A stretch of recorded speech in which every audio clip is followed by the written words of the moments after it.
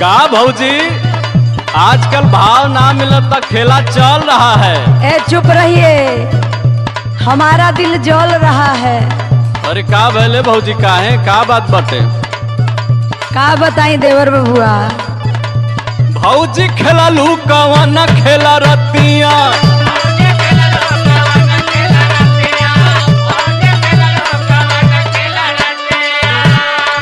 कागर मालू बतावा तनी बतिया, कागर मालू बतावा तनी बतिया। भौजी खेला लू कवन खेला रतिया।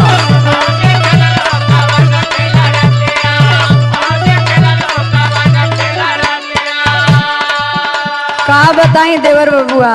बतावा का कष्ट बा? बड़ी दुख बा हमके। क्या कष्ट है भाभी?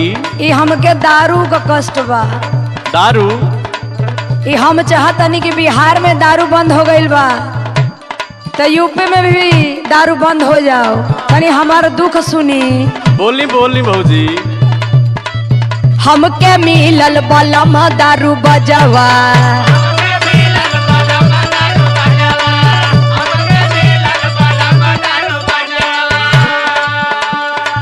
रात मिलल ना सजिया के मजवा, रात मिलल ना सजिया के मजवा। हमके मिलल बलम दारू बजवा।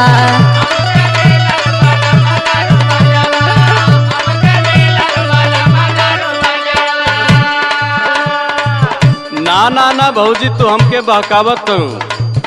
आई एम पढ़ा लिखा शिक्षित, एमए उमे पास ले दे साहब। तो तोहरे में उम्मी से हमें कौन सुख बा। अच्छा तो सुना भौजी। सुनावा। कटलू हजानी ना बतावा ताड़ू भौजी,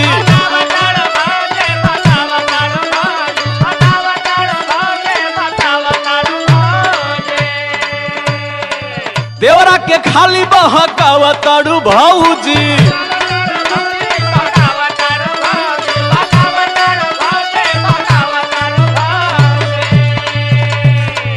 बहकावा ताड़ू भौजी ना हो, सही कहता नहीं। खेला कुछ और हो रहा है, हमको आप बहका रही हैं। आई एम एमए बीए पास ले दिए साहब। यही पर डिप्लोमा कैले बड़ा। एकदम सही कहलू। हमारे गुरुजी जेडी बहादुर और प्रकाश चचा हैं, बहुत अच्छे इंसान हैं। अच्छा यही का ट्यूशन देवे न का। हाँ यही के। सुना भौजी बात हमार। कटलू हजानी ना बतावा ताड़ू भौजी, देवरा के खाली बहकावा ताड़ू भौजी। जेडी मैदान न हिलई है तो हर खटिया, जेडी मैदान न हिलई है तो हर खटिया। भौजी खेला लू कवन खेला रतिया,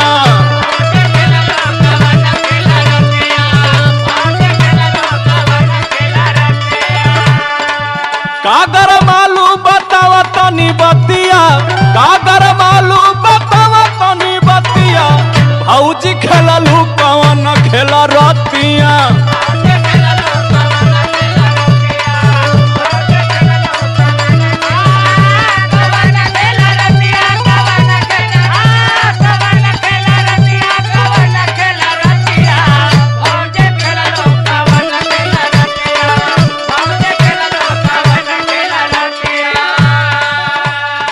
का बताई ये देवर बबुआ। अरे बोला भौजी काहे इतना उदास बा? बड़ी दुख तकलीफ बा, कहे जोग नहीं खे। अरे तो देवरवा बटले ना बाबा, काहे टेंशन ले तड़ू? सुनी। बोली।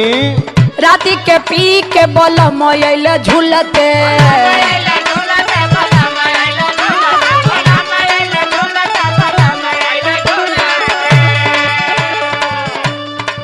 सज पे पसर गईल दरवाजा खुलते,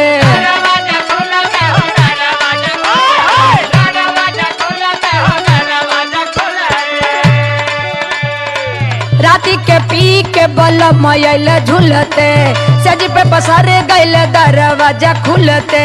समझला? हाँ बोला। रोज पियले का हो? रोज रोज सवेरे ही से शुरू हो जाले। नाश्ता मुँह लेना का? उनकर नाश्ता खाना राती के खाना उहे बा। सुनी। बोला बोला। बड़ा जगौली नहीं जागल मोर राजावा, बड़ा जगौली नहीं जागल मोर है रजवा हमका मिलल बलम दारू बजवा